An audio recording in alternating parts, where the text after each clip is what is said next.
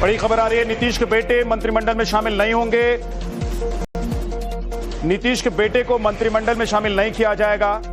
नीतीश के बेटे के नाम को लेकर चर्चा चल रही थी, लेकिन इस वक्त की ये बड़ी खबर,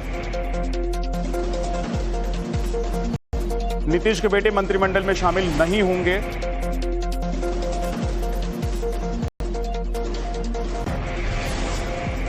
मुख्यमंत्री नीतीश कुमार के बेटे को मंत्रिमंडल में शामिल करने को लेकर चर्चा चल रही थी, लेकिन इस वक्त की जो बड़ी खबर है वो ये है कि बिहार का जो नया मंत्रिमंडल बनेगा उसमें नीतीश कुमार के बेटे शामिल नहीं होंगे।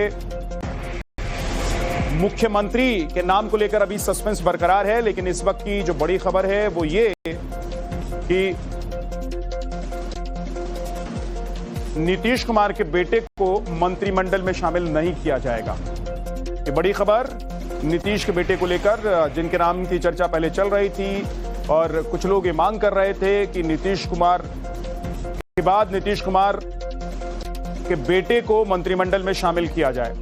दो सहयोगी मेरे, रविकांत राय पटना से हमारे साथ जुड़ गए हैं बीजेपी ऑफिस से, और साकेत कुमार भी पटना सीएम आवास से हमारे साथ जुड़ गए हैं। रविकांत, क्या नीतीश के बेटे को शामिल नहीं किया जा रहा है मंत्रिमंडल में?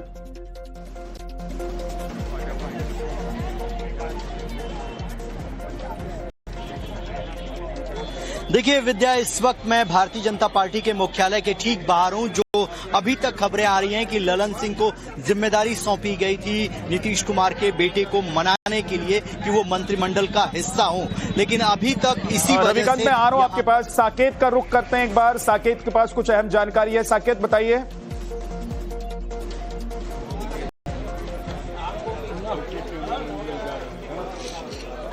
देखिए, जो जानकारी हमें सोर्सेज से मिली है कि निशांत को चूंकि लगातार मनाने की कोशिश हो रही थी, डिप्टी सीएम का पद जो था उनके लिए रखा गया था, लेकिन निशांत नहीं माने। आखिरकार जो बात सामने आ रही है सोर्सेज के हवाले से, दो डिप्टी सीएम होंगे जेडीयू के तरफ से, एक विजय चौधरी और दूसरा विजेंद्र यादव। इन दोनों के नाम पर सहमति बनी है। निशांत सरकार में शामिल नहीं होंगे, ये साफ जो चीजें हैं वो अब साफ होने लगी है। हालांकि अभी तक ये पुष्ट खबर नहीं है, सोर्सेज हमारे इस बात की जानकारी दे रहे हैं, लेकिन थोड़ी देर में जो चीजें हैं वो साफ हो जाएगी विद्या, क्योंकि लगातार पिछले कई दिनों से निशांत को मनाने की कोशिश हो रही थी।